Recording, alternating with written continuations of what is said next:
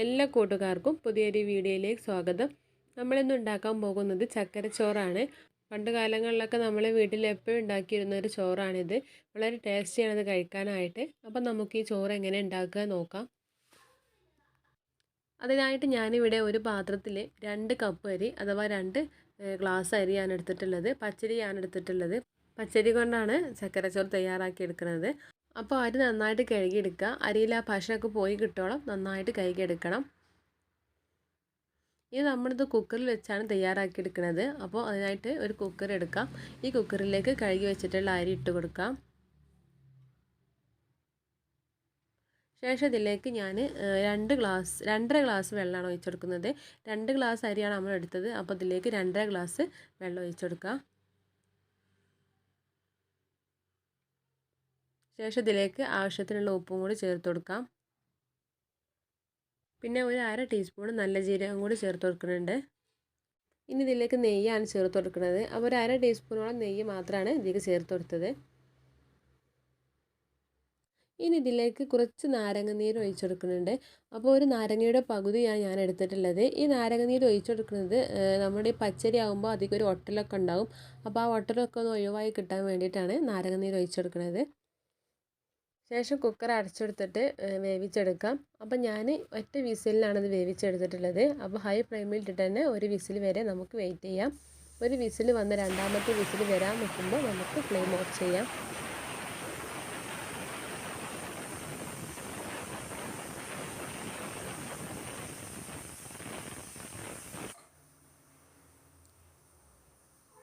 അപ്പോൾ ഞാൻ flame off ചെയ്തിട്ടുണ്ട്. ഇനി ഇതിലേക്ക് ശർക്കര ഉരുക്കിയെടുക്കണം. അപ്പോൾ അതിനായിട്ട് 4 അച്ച് ശർക്കരയാണ് എടുത്തിട്ടുള്ളത്.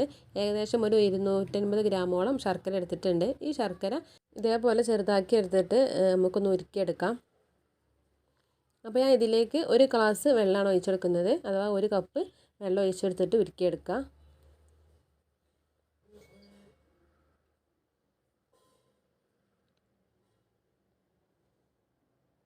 ഹൈ ഫ്ലെയിമിൽ വെച്ചിട്ട് തന്നെ നമുക്ക് ഉരുക്കിയെടുക്കാം.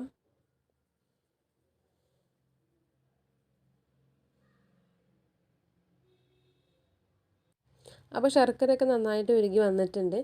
ഇനി കുക്കറിൽ ആവിയൊക്കെ പോയതിന് ശേഷം നമുക്കൊന്ന് തുറന്ന് നോക്കാം.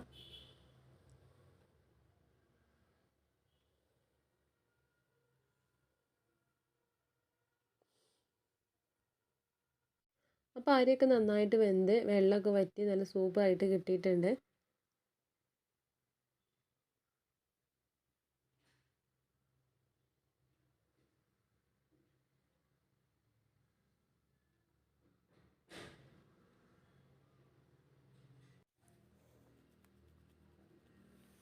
ചെറുനാരങ്ങ നീരൊക്കെ ഒഴിച്ചെടുത്തുകൊണ്ട് അരിയൊന്നും ഒട്ടിപ്പിടിക്കാതെ നല്ല രീതിയിൽ തന്നെ നമുക്ക് കിട്ടിയിട്ടുണ്ട്. ഇനി നമ്മൾ ഉരുക്കി വെച്ച ശർക്കര ഇതിലേക്ക് ഒഴിച്ചെടുക്കണം. അപ്പോൾ അരിപ്പയിൽ അരിച്ചിട്ട് വേണം ഇതിലേക്ക് ഒഴിച്ചെടുക്കാൻ.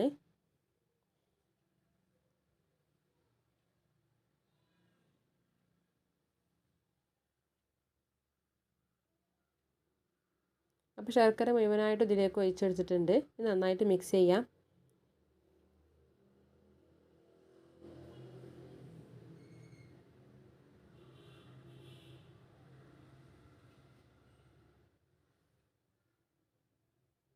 ഇനി ഇതിലേക്ക് വേണ്ടത് തേങ്ങയാണ്. അപ്പോൾ ഞാൻ ഒരു തേങ്ങ മുഴുവനായിട്ട് ചിരണ്ടി എടുത്തിട്ടുണ്ട്. അപ്പോൾ ഈ തേങ്ങ ഇതിലേക്ക് ഇട്ടെടുക്കാം. തേങ്ങ കൂടുതൽ ഇടാൻ ശ്രദ്ധിക്കുക. തേങ്ങ എത്രത്തോളം ചേർക്കുന്നുവോ അത്രത്തോളം ടേസ്റ്റാണ് ഇതിന്. അപ്പോൾ തേങ്ങയും കൂടി ചേർത്ത് കൊടുത്തതിന് ശേഷം നന്നായിട്ട് മിക്സ് ചെയ്യാം.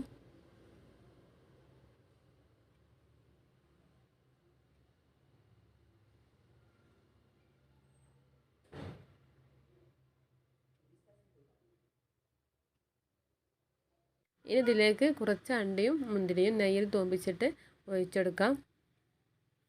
അപ്പോൾ ഞാൻ 2 ടീസ്പൂൺ നെയ്യാണ് എടുത്തിട്ടുള്ളത്. 2 ടീസ്പൂൺ നെയ്യിലേക്ക് ഒരു 3-4 ചീരുള്ളി ചെറുതാക്കി അരിഞ്ഞെടുത്തതും കൂടി ചേർത്ത് കൊടുത്തിട്ടുണ്ട്.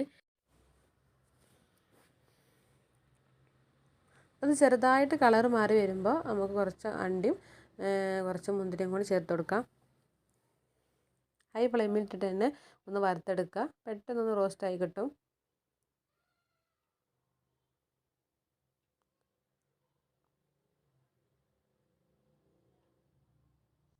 ഇനി ഇത് നമ്മൾ തയ്യാറാക്കി വെച്ചിട്ടുള്ള ചക്കരച്ചോറിലേക്ക് ഒഴിച്ചെടുക്കാം.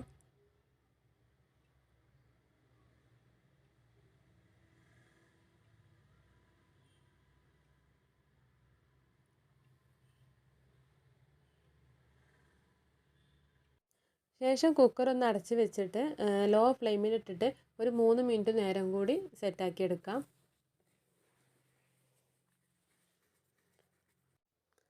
അപ്പോൾ നമ്മുടെ ചക്കരച്ചോറ് ഇവിടെ റെഡി ആയിട്ടുണ്ട്. വളരെ ടേസ്റ്റിയാണ് ഇത് കഴിക്കാനായിട്ട്.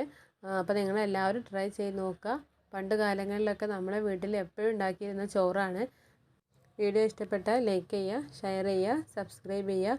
അടുത്ത വീഡിയോയുമായി വീണ്ടും കാണാം. താങ്ക്